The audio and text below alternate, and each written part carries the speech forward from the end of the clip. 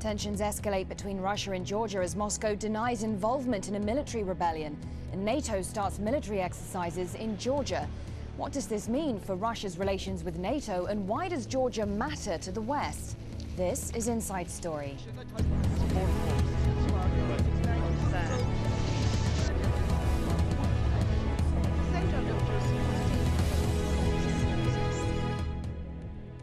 Hello and welcome to the program. I'm Mariam Namazi. Georgia says it's foiled a military rebellion backed by Russia. Georgian authorities say a mutiny began at a military base after the government announced it had disrupted a coup plot. They say the initial plot was part of an attempt to kill President Saakashvili. It came a day before Georgian troops were due to participate in a NATO war games exercise. The mutiny was then brought under control without any violence, and the commander of the base was arrested. President Saakashvili suggested Russia may have had a role in the plot, but Russia's denied this. We have all heard in recent days hysterical threats against us made from the occupiers of our territory, the Russian politicians, military and supreme command. They are saying that they would not let the NATO training happen in Georgia. They have located so-called border guards in violation of all international norms on Georgian soil and have done everything to strain the situation. Well, some opposition members in Georgia say that Saakashvili invented the coup to bolster support for himself. Since Georgia's defeat against Russia in the war last August, there have been increasing calls for the president to step down. People blame him for the loss and also accuse him of stifling democracy. Last month saw some of the biggest and longest demonstrations. At one point, 60,000 people took to the streets demanding Saakashvili's resignation.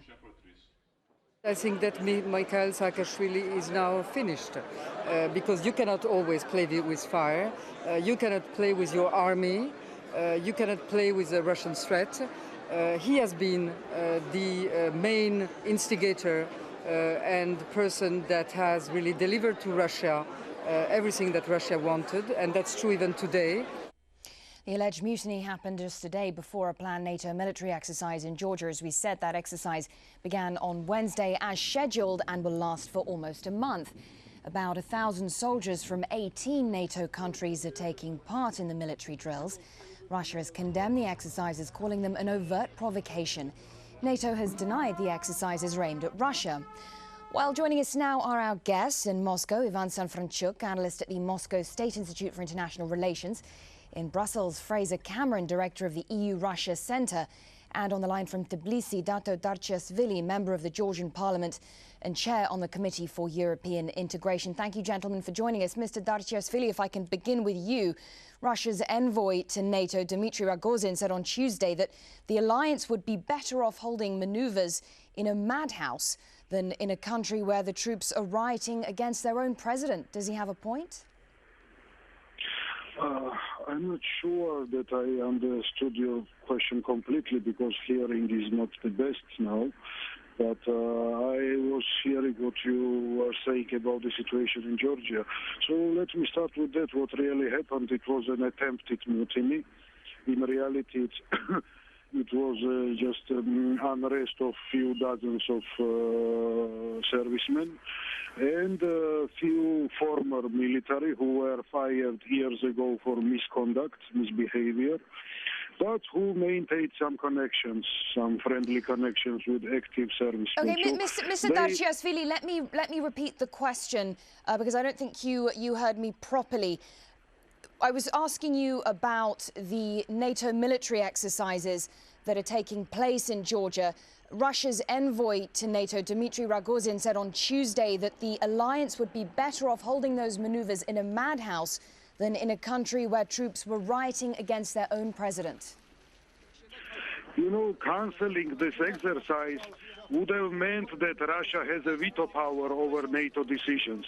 This exercise was planned well in advance and about a year ago.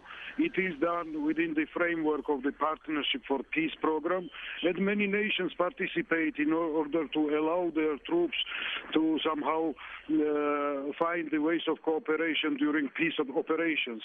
This exercise is not planned against of any neighboring country.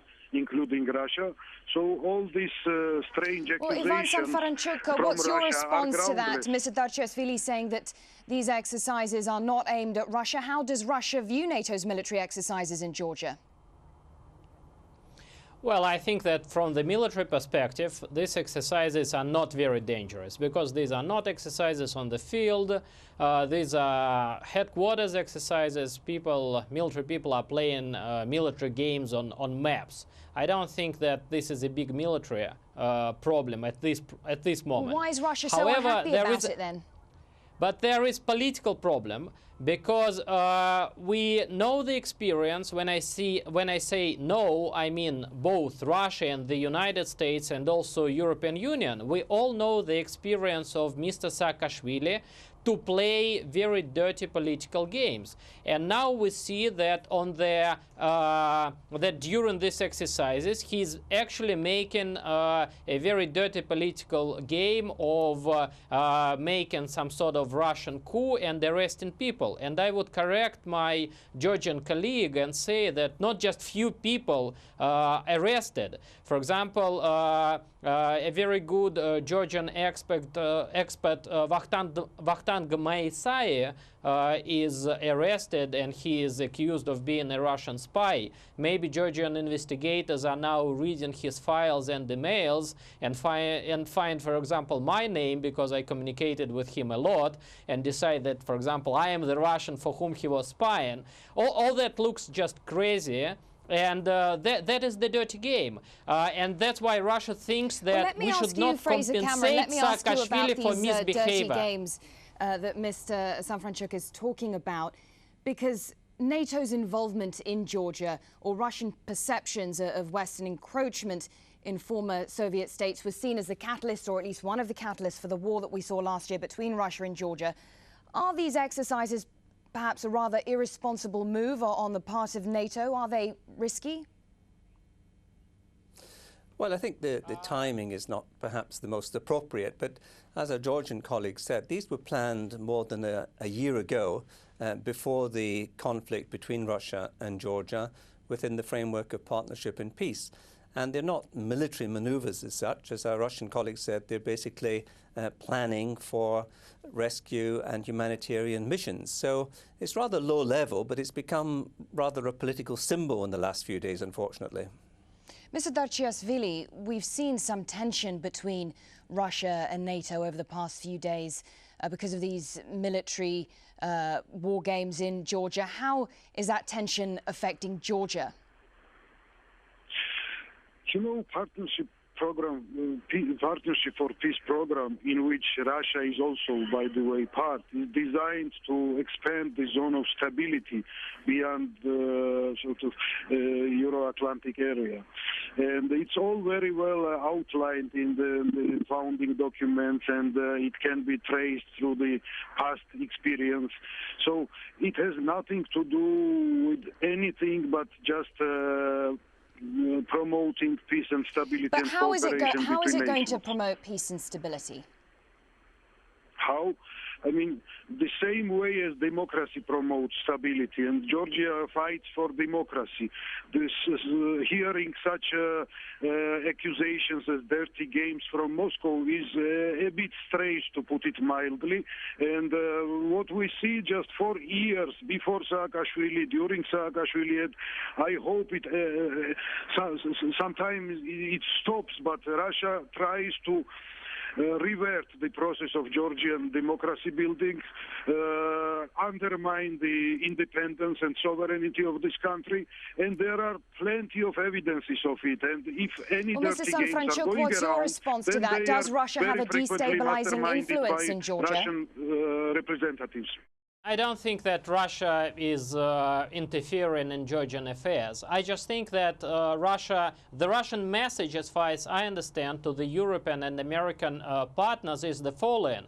Should we compensate the President Saakashvili for his real misbehavior? Look, you are making exercises with him, no problem about the military purpose of these exercises. Actually, there is no military purpose of these exercises. But look how he plays on these exercises. He at the same time is speaking about pro-Russian coup and arresting many people. He's manipulating all of us, and we should be very careful for keeping united position on let me him. ask you something else. Another factor straining relations with the West, between Russia and the West, and indeed Russia and Georgia, is Russia's decision to take over border controls in the two breakaway regions of Abkhazia and South Ossetia. Why is Russia doing this now?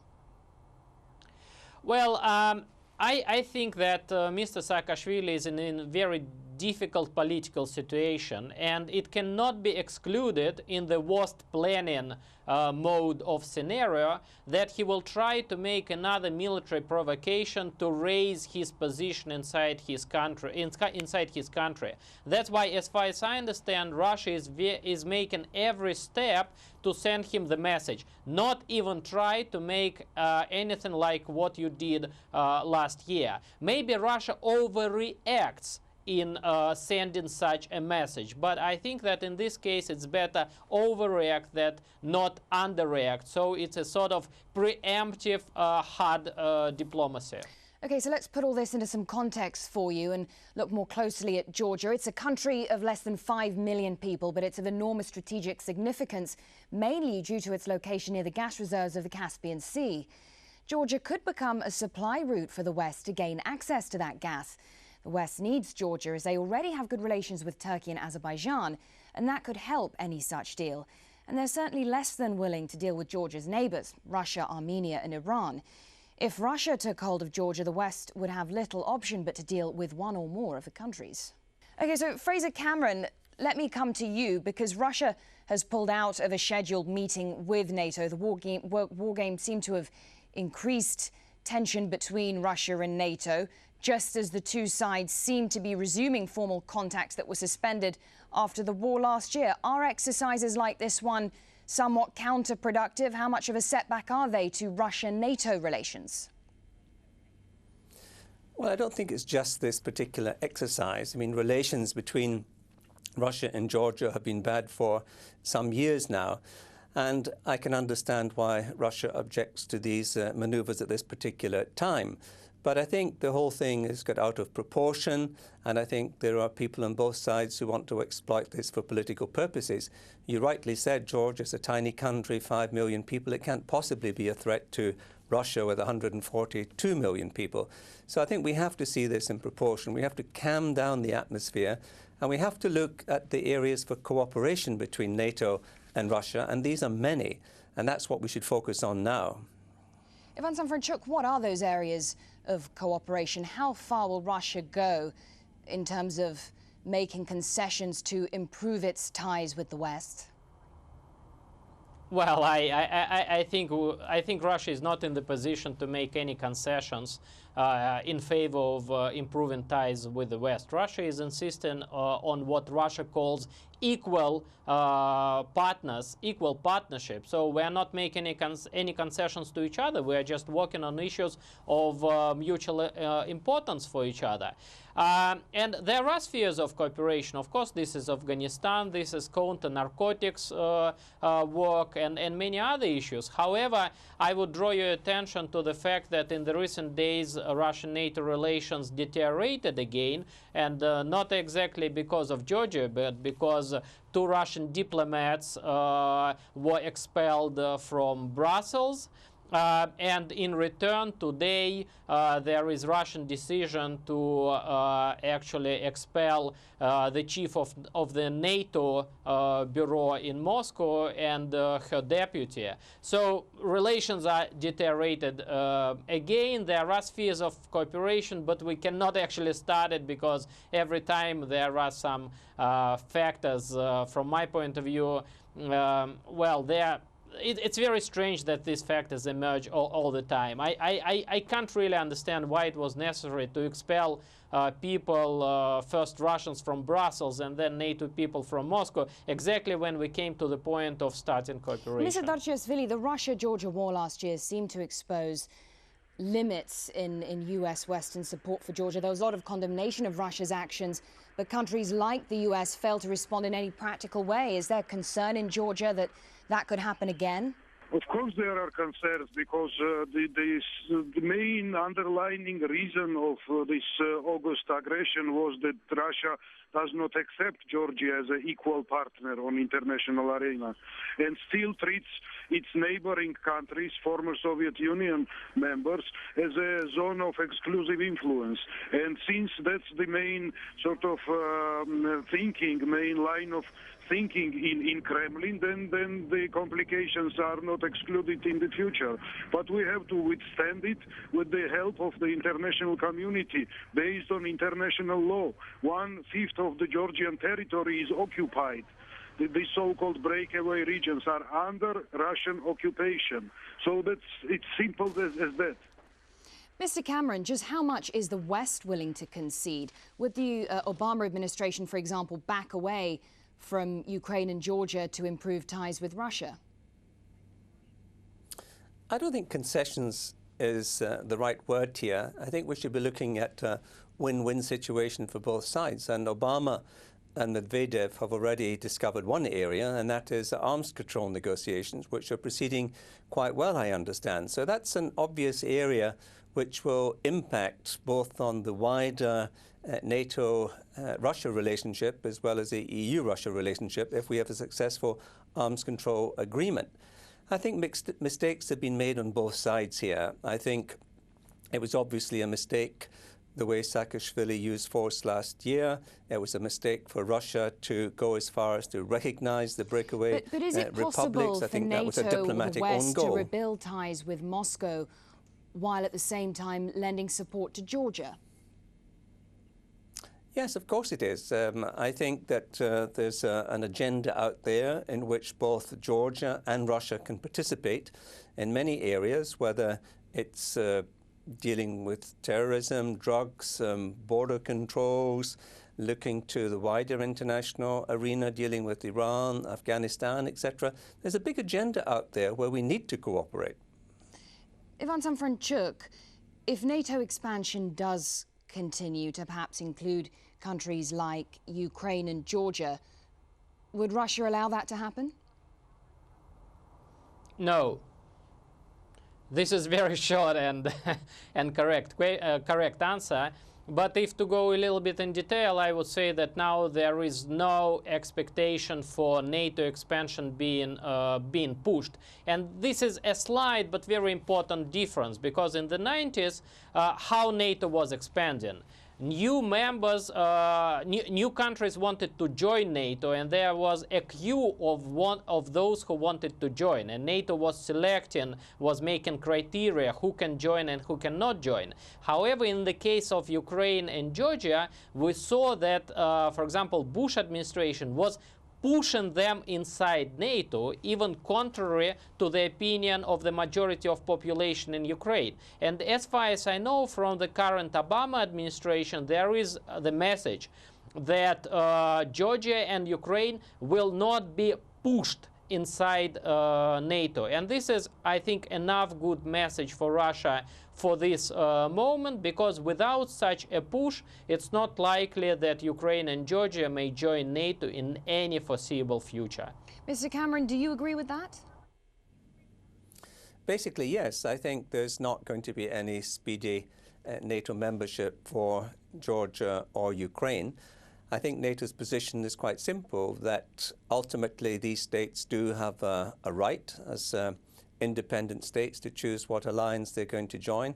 But in the immediate future, this is simply not on the cards. But will so NATO continue its policy them. of expansion? Well, it already is. It's just taken in Croatia and Albania as new members. And so it needs some time to digest them. But I don't think we're going to see any further expansion for a number of years now. Ivan Sanfranchuk, are we in for a difficult couple of months? I mean, there is no immediate prospect, perhaps, of Georgia and Ukraine joining NATO, but that policy is still there. The intention is still there. Talks are ongoing. Is it only a matter of time before relations between Russia and NATO deteriorate? Well, I would not say that Georgia and even Ukraine are the major issues for Russian-NATO relations at this very moment.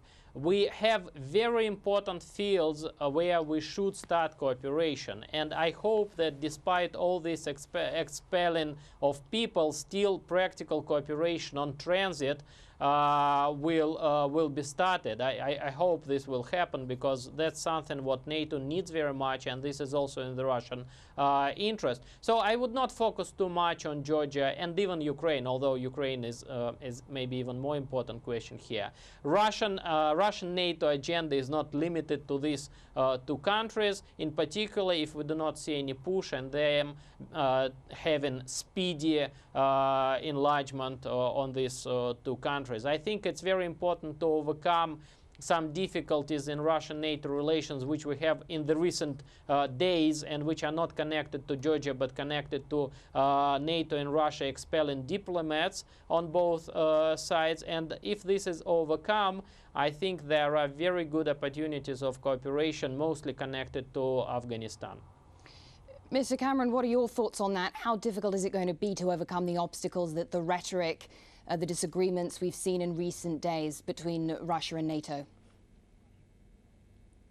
Well, the question of the expulsion of diplomats will be forgotten in a few weeks. These are just episodes that come and go in international relations. I think it's always going to be an uneasy relationship, because there is a perception amongst the security policy elite in Moscow that NATO is per se a potential threat to Russia, which I personally don't think it is, but I can understand how some military planners might see it that way. Actually, a far more fruitful relationship, and one that's more important for Russia, is in fact between Russia and the European Union, because that is an area where there's a huge potential for cooperation in terms of helping Russia to modernize its economy and diversify its economy. OK, well, thank you very much indeed for joining us. Fraser Cameron in Brussels, Ivan Sanfranchuk in Moscow, and Dato Darchiashvili on the line from Tbilisi. And thank you so much for joining us here on this edition of Inside Story. We, of course, welcome your comments and suggestions. Email them to us at insidestory@aljazeera.net. Bye for now.